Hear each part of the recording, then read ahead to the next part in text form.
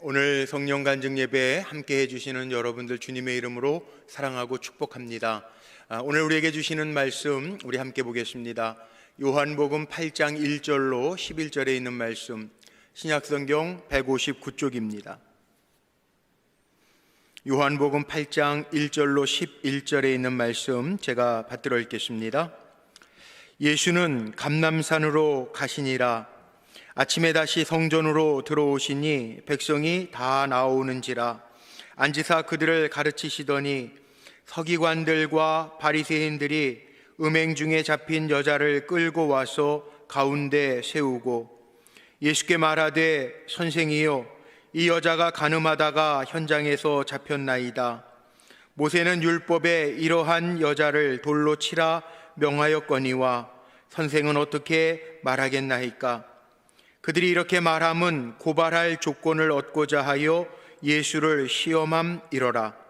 예수께서 몸을 굽히사 손가락으로 땅에 쓰시니 그들이 묻기를 마지 아니하는지라.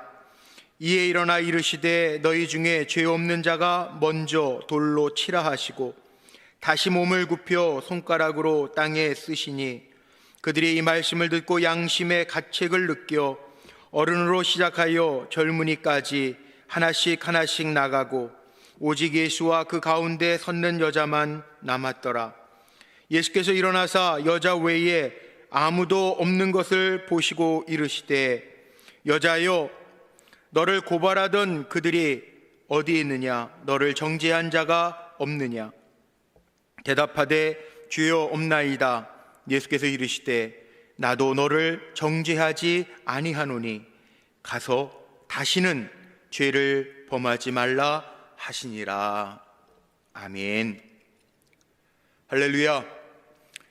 오늘 온라인으로 예배에 접속하셔서 함께 예배하는 우리 성도님들 축복합니다. 오늘 최대 혹한이라고 이야기를 하더라고요. 많은 추위가 우리에게 엄습해 왔지만 우리 사랑하는 성도님들, 성령님으로 인해서 오늘 이 저녁이 따뜻한 시간이 되기를 간절히 소망합니다. 주님이 역사하시면 되잖아요. 이 밤에 우리 성도님들 역사하시면, 주님이 역사하시면 좋겠어요. 한 사람 한 사람 예배의 처소가 다를지라도 주님이 찾아가셔서 그 심령을 어루만져 주시기를 주님의 이름으로 간절히 축복합니다. 1월 한 달 금요 성령 간증 예배에 복음적인 삶이라고 하는 주제를 가지고 말씀을 전하려고 합니다. 오늘 그 첫 번째 시간인데, 가서 다시는, 11절에 나와 있는 주님의 말씀이죠. 가서 다시는, 이 말씀 제목 삼아서 함께 은혜를 나누려고 합니다. 우리는 복음 안에서 하나죠. 복음. 참 많이 쓰는 말입니다. 복음. 우린 복음 안에서 하나고요. 주님이 우리에게 오셨으니까 우리는 복음적인 삶을 살아갈 때 하나님이 내 삶을 기뻐 받으시리라 저는 분명히 믿습니다. 먼저 한번 짚고 넘어가야 될 것이 있습니다. 정말 우리가 복음으로 다시 일어나야 되겠는데, 우리 오늘 찬양대하고 함께 찬양한 것처럼 다시 주와 함께 살아야 되겠는데, 다시 복음으로 무장하여 일어나야 되겠는데, 그 복음이 뭡니까? 복음, 우리가 흔히 말하는 복음, 복된 소식, 기쁜 소식, 예수 그리스도, 복음입니다. 예수 그리스도를 통해 얻어지는 생명, 그 생명이 있는 사람이 복된 자입니다. 그런데 복음으로만 끝나면 안 되고요. 우리가 이 땅에 살아가는 동안에 그 복음, 예수 그리스도로 인하여 생명을 얻었으니 우리는 예수의 생명력을 가지고 복음적인, 복음에 합당한 삶을 살아가야 됩니다.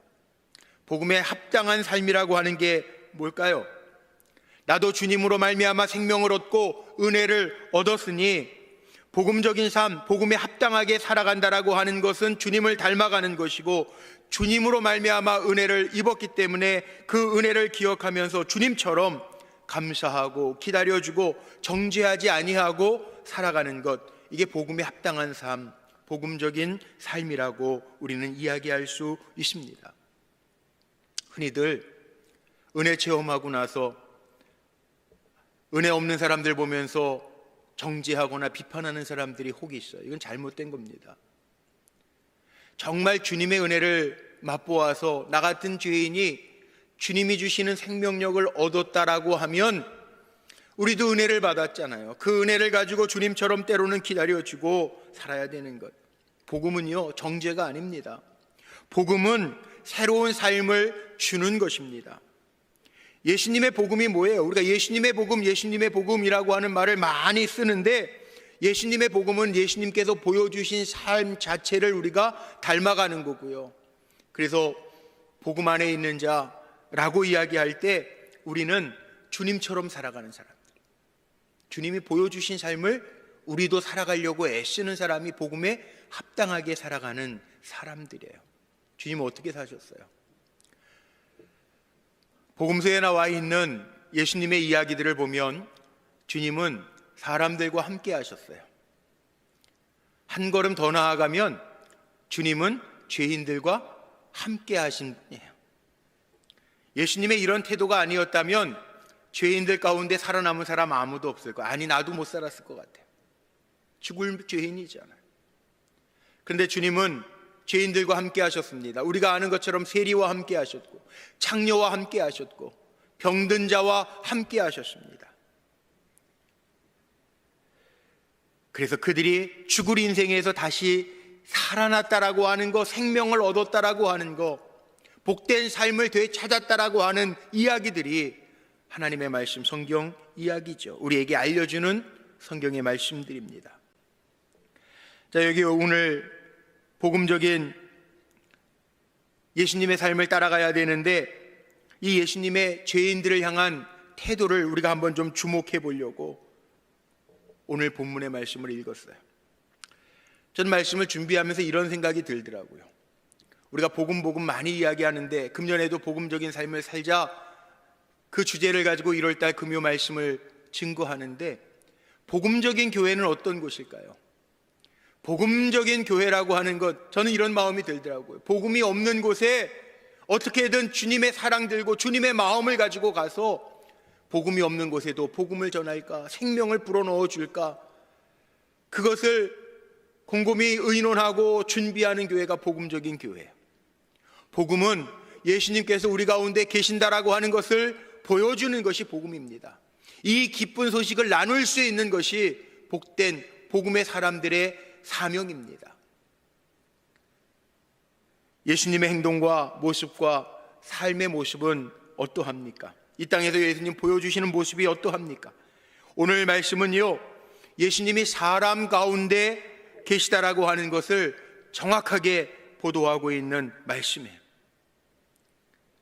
오늘 말씀해 보니까요, 너무나도 중요한 말씀인데, 주님이 사람들 가운데 계신다, 이거 해석할 때 물론 임마누엘, 우리와 함께 하시는 주님이신데, 주님은 의인이신데, 아니 신이신데 우리 인간 가운데 계시다.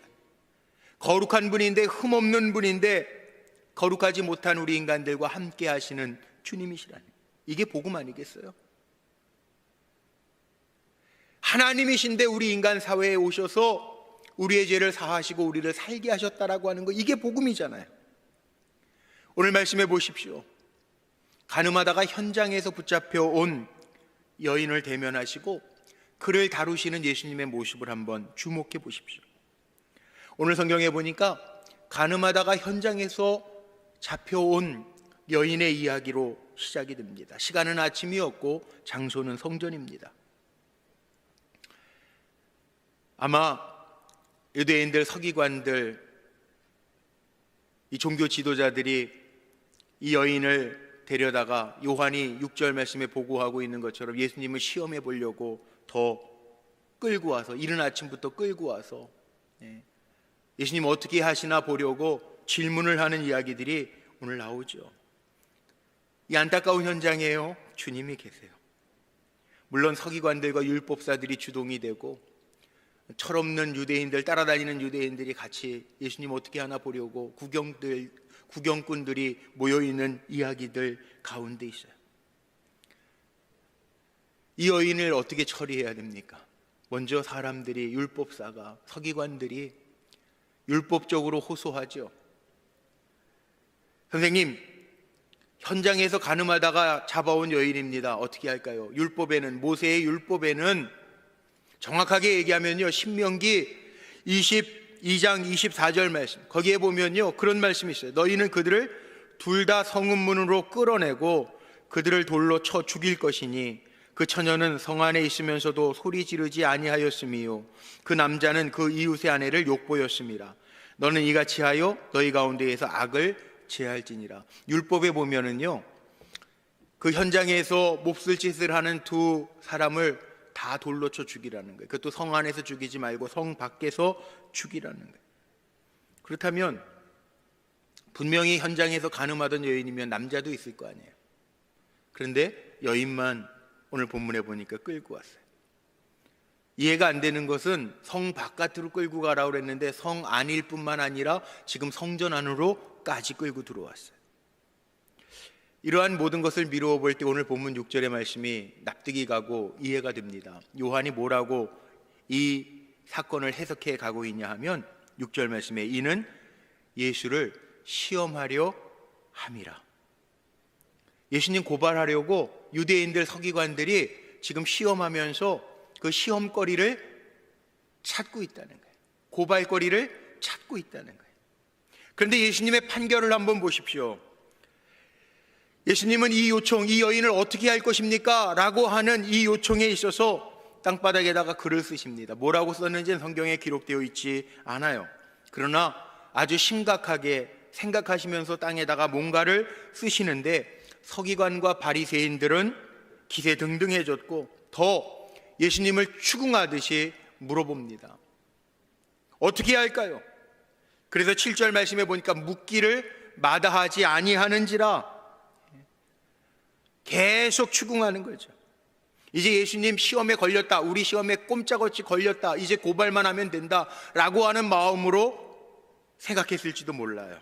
그런데 예수님은요 생각지도 못한 판결을 내리십니다. 너희 중에 누구든지 죄 없는 자가 먼저 돌로 치라. 이거는 율법도 훼손하지 아니하고 주님이 늘 말씀하셨던 사랑도 실천할 수 있는 진리입니다. 너희 중에 누구든지 먼저 죄 없는 자가 돌로 치라. 그곳에 있는 모든 사람들이 놀랐습니다. 왜 놀랐을까요?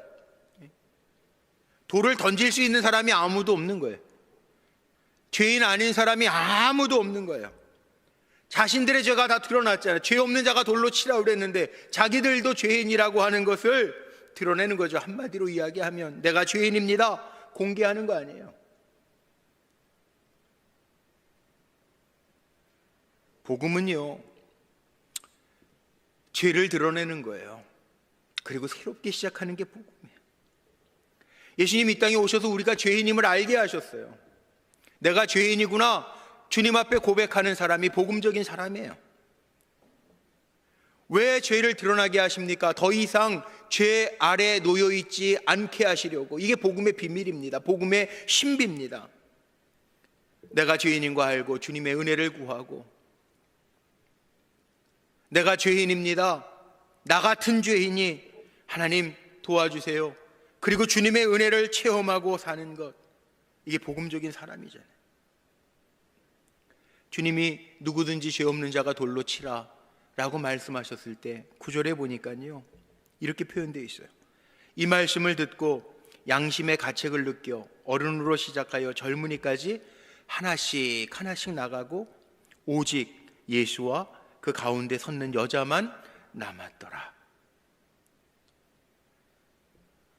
보이는 죄, 보이지 않는 죄를 드러내시자 돌을 들었던 분노의 사람들이 다 자신의 죄를 돌아보면서 돌을 내려놓고 하나씩 하나씩 나갔다는 거예요.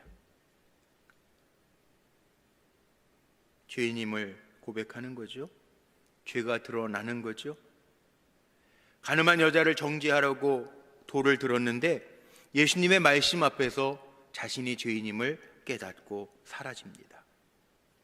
아마 그 장소에 예수님이 안 계셨다면 어떻게 됐을까요? 아마 그 여인은 돌에 맞아 죽는 살인의 장소가 되었겠죠. 정죄의 장소가 되었겠죠. 이 가늠하다가 붙들려 온 여인의 관점에서만 이 이야기를 보면, 어떻게 생각해 보면 아주 절망적인 상황 속에서, 아주 살 가능성이 없는 상황 속에서 끌려왔어요. 어떤 형벌을 받을지는 이 여인도 알았을 거예요. 모세의 율법대로 돌로 쳐 죽임을 당할 수 있는 죄임을 알았을 거라고요. 변명할 수도 없고 현장에서 붙들려 왔으니까 도망갈 수도 없습니다.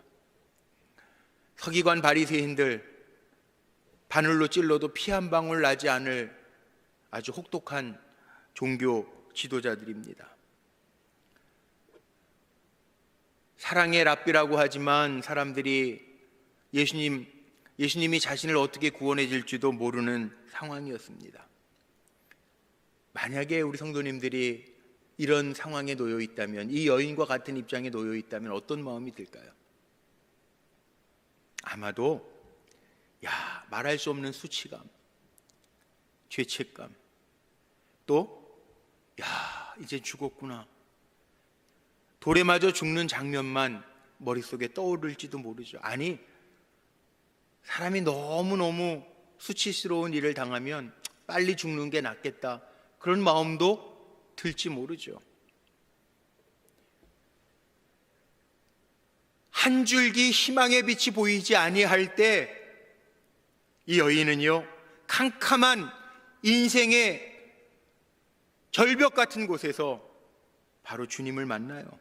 이게 복음입니다. 주님을 만나서 새로운 삶이 시작됩니다. 이게 복음의 능력입니다. 예수님은 이 여인, 절망 속에 있는 여인을 만나주십니다. 죽기를 원하는 마음이었을 텐데 그 벼랑 끝에서 주님은 이 여인을 만나주셨어요. 이 여인의 입장에서 보면 얼마나 복된 소식이에요. 맞습니다. 우리도 마찬가지예요. 예수님이 이 여인을 긍휼히 여기셨고 불쌍히 여겨주셨고, 죄 짓지 않은 사람이 어디 있어요? 정죄에 처해질 죄인이었는데 주님은 그를 살게 하세요. 건져주세요. 사랑으로 덮어주세요. 사실 그 자리에서 돌로 쳐 죽일 수 있는 사람은 예수님밖에 없어요. 예수님 죄 없이 이 땅에 오셨잖아요. 순전하잖아요. 거룩하신 분이잖아요. 그런데 예수님 뭐라고 말씀하십니까? 나도 너를 정죄하지 않겠다. 이게 무슨 얘기입니까? 율법의 목적은 죄를 정죄하는 데 있습니다. 그러나 예수님이 이 땅에 오신 목적은 내가 너를 정죄하는 것이 아니라 내가 너의 죄를 용서하고 하나님과 화목하게 하겠다라고 하는 말씀이죠. 이게 복음 아닙니까? 복음이에요. 용서받고 새로운 삶을 살아가는 것, 이게 복음적인 삶을 살아가는 우리들의 모습이 돼야 돼요. 사도 바울이 복음적인 삶을 가장 잘 표현해 놓은 것이 갈라디아서 2장 20절이죠. 예수 그리스도와 더불어 십자가에서 죽고 이제 내가 사는 것이 아니요 내 안에 그리스도가 사시는 삶을 살아가는 것, 이게 복음이잖아요. 그리스도와 함께 십자가에서 죽고 내 안에 그리스도가 주인 되셔서 나를 다스려 주시는 삶을 살아가는 것, 이것이 복음적인 삶이잖아요. 예수님이 선포하십니다. 가서 다시는 이와 같은 죄를 범하지 말라 말씀하세요. 우리가 기억해야 할 것이 있습니다. 복음은요, 새로운 삶으로의 초대예요. 예수님 그렇게 말씀하십니다. 가서 다시는 이와 같은 죄를 범하지 마라. 나도 너를 정죄하지 아니하겠으니 너는 가서 다시는 죄를 범하지 말라. 복음은요, 우리를 새로운 삶으로 초대하는 것이 복음입니다. 예수님은 이 간음하다가 붙들려 온 여인에게 새로운 삶을 허락해 주셨습니다. 새로운 삶을 주시기를 원하셨고 새로운 삶을 선포함으로 주셨습니다. 율법의 관심은 어디에 있습니까? 사람의 과거의 행위에 율법을 통해서 재보고 율법 그래서 척도 아닙니까? 율법으로 우리의 죄를 재보고 죄 따져요. 정죄하는 데 목적이 있어요. 그러나 복음의 목적은 어디에 있습니까? 복음의 목적, 복음의 관심사는요, 그들을 용서하고 새 삶을 살게 해 주는 데 있습니다. 이게 복음의 목적이에요. 예수님 누구세요? 우리를 다시 살게 하시는 이 땅에 오신 하나님이시잖아요. 그 주님을 닮아가는 삶을 살아가는 것이 복음적인 삶이에요. 가서 다시 죄를 범하지 말라. 이 여인의 나머지 인생사는 어떻게 됐을까요? 전 이렇게 생각해요. 주님이 내 인생에 오시면 내 인생의 모습이 변하는 것이 복음적인 삶입니다. 복음의 역사입니다. 복음의 확증이 있는 사람은요, 쉽게 범죄하거나 쉽게 삶을 무너뜨리지 않습니다. 주님 말씀하셨잖아요. 정죄하지 아니하시고 나도 너를 정죄하지 아니하겠다 말씀하시고 용서해 주시고 가서 다시는 죄를 짓지 말라 주님 말씀하셨잖아요. 주님이 기뻐하시는 삶으로 우리를 초청하고 있어요. 가서 다시는, 오늘 말씀의 제목처럼 가서 다시는, 이 말씀 속에는 새로운 삶을 살라고 하는, 하나님이 기뻐하시는 삶을 살라라고 하는 요청이 담겨져 있는 말씀이에요. 오늘 말씀을 정리하고 마치려고 합니다. 가만히 생각해 보면, 주님 우리와 함께 하시는데 내가 의인인가? 주님이 나와 함께 하실 만한 그릇이 되는가? 생각해 보면 우리가 그렇게 정결한 자도 아니에요. 다만 우리는 복음을 먼저 받아서 용서받은 죄인일 뿐이죠. 주님의 그 큰 사랑으로 내 죄가 덮임을 받았고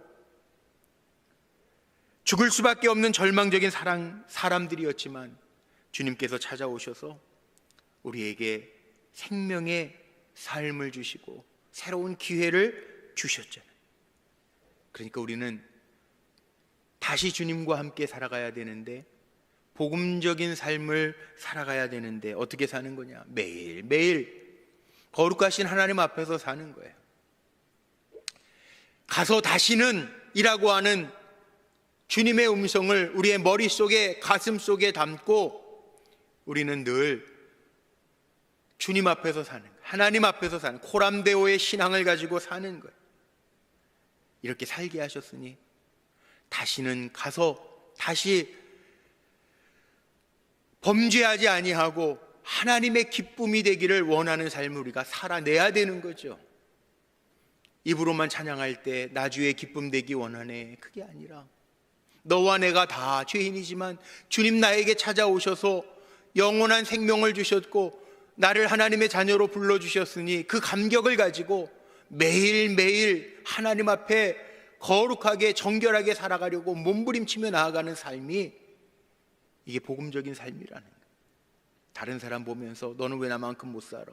비난하고 정죄하는 것이 아니라, 복음적인 삶이란 우리의 삶이 주님처럼 넉넉하게 주님의 마음을 품고 복음이 없는 곳에 찾아가서 이 기쁜 소식을 전하고 나의 삶을 통하여 예수 그리스도가 보여질 수 있도록 살아가는 삶을 살아내는 사람, 이 사람이 바로 복음적인 삶을 사는 사람이라고 말할 수 있겠죠. 우리 사랑하는 성도님들, 오늘 말씀 마음에 담으시기를 바랍니다. 가서 다시는 우리는 범죄하는 사람들이 아니에요. 가서 다시는 우린 주님과 함께 사는 사람들이에요. 주님 앞에서 사는 사람들이에요. 올 한 해 우리가 결단해야 될 것 있죠.